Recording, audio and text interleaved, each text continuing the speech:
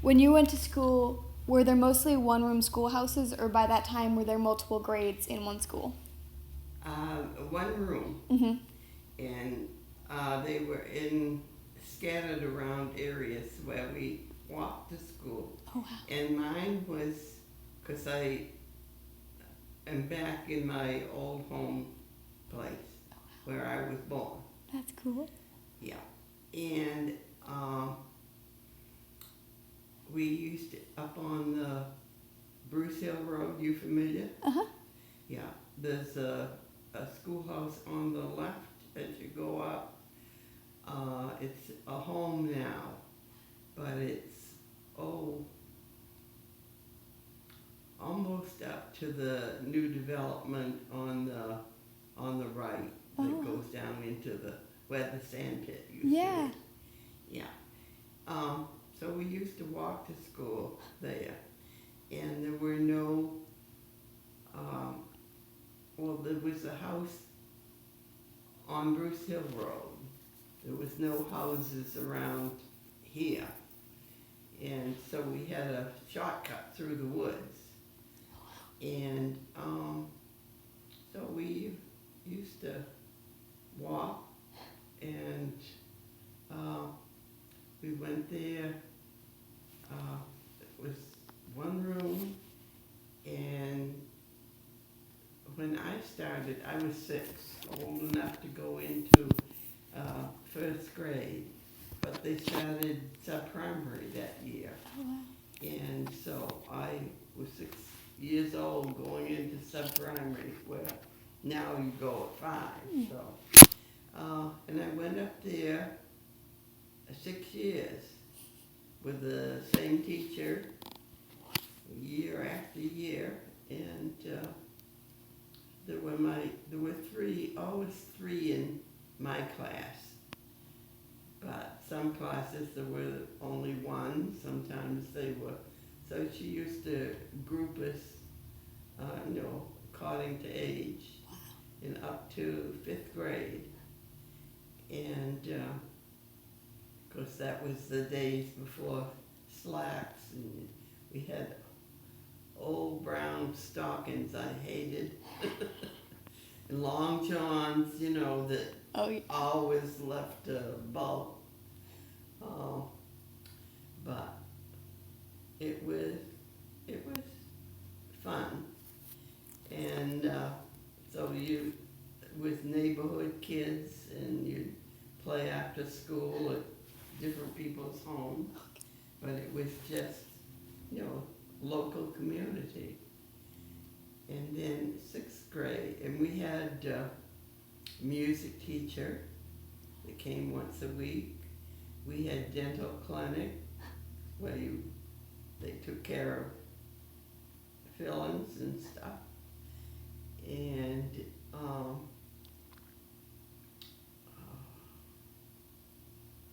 then when we were in the 6th grade, we went down to the E.K. Sweetser school. That's where the it's like now like town superintendent's office. Yeah. is. Yeah. And so we were there just in the 6th grade, but we joined in with the center kids, and it was 4th, 5th, and 6th. And we had one school bus that made 4 trips. Oh my gosh. And the people who lived way, way up in the valley and way on the extended roads had private drivers that brought them in a station wagon. Oh, wow. And the other school was over, the nearest one was over at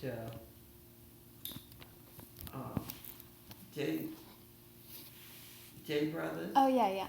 Yeah, that used to be the old schoolhouse, the Shawtown School. And we used to have plays up on Morrison Hill. There was a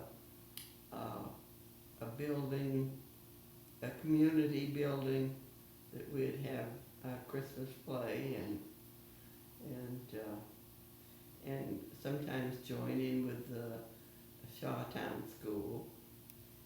And, but we went down to E.K. Sweets' school for 1 year, and then we went on to the junior high, Oh, yeah. which was just the Greely High School, the middle section, and then they added all The new part. Yeah. Yeah. And we, I remember in junior high, they built the old gym, the Geiger gym, because we listened to that being built all year long. And, but with one school bus, there was there was time for socializing after school, and some of the teachers that still were teaching when I was teaching, Wow. like Byron Ronsley and Bill Fowle, and there would be a teacher assigned to the kids that just stayed after and waited for buses, and some of those didn't come till 4 o'clock. Oh, wow. And so, but we were up this way, we were the second trip, but it was fun because you socialized with the teachers, and there was, maybe you interviewed her, Doris Leland. Oh, yes. Yeah, she was just the other day. Yeah, she used to play the piano. She played by ear. Oh, yeah. And would sing or dance. And I know Byron Ronsley. That was, he enjoyed that. Just knowing, the kids. Yeah. In a social atmosphere. And, but there were, if you went out for sports, you walked. So I know it's 1.5 miles from the church up here. Oh, wow. So after basketball practice, we walked. And after games, we walked home after that. Oh, gosh. And, but it was safe in those days. Yeah. It wasn't like it is now. I wouldn't let my kids Yeah. walk home at night. But it was, I haven't noticed of anything. Oh, when at we were the Valley School, and the teacher used to cook hot lunch. She'd have to come early and start the stove. Sometimes I think there was somebody that came in and started it for her early, so it would be warm by the time we Needed it, yeah. one center school. No flush toilets. We had outhouses, but they were within the building. Uh-huh. And she used to cook lunch for us. We used to have hot lunch, and she'd make out a weekly menu and then assign kids to bring maybe a quart of milk on a certain day, or a can of corn, or she'd make corn chowder, or vegetables, or it was more a lot to teaching in those days. You Yeah. had to be able to, but I think it was just her. That did it, yeah. Not every school Yeah. did the hot lunches, and we'd play games after, during recess, Haley over and tag and hide and seek and all those fun games. And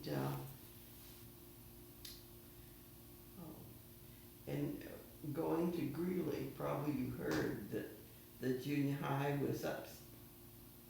Yeah, it was the upstairs part of the building. Yeah. Upstairs, and the high school was downstairs. So for 6 years you were in that building. And we,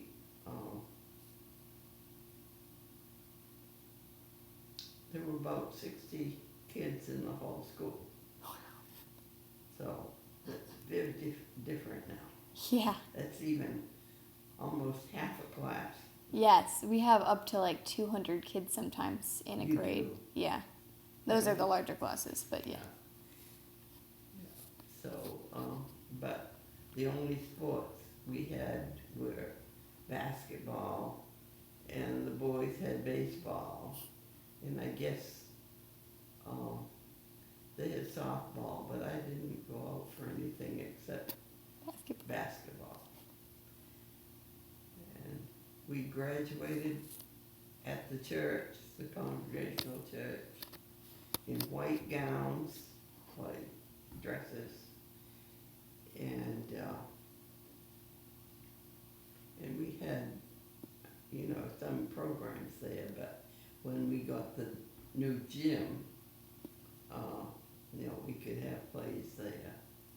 They did operettas.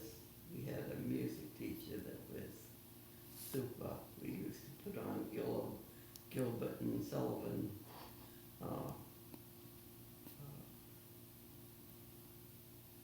operettas and talent shows, and it was a fun time. And you didn't have the problems that you have nowadays, because there were kids that either dropped out of school or weren't cooperative, but Yeah.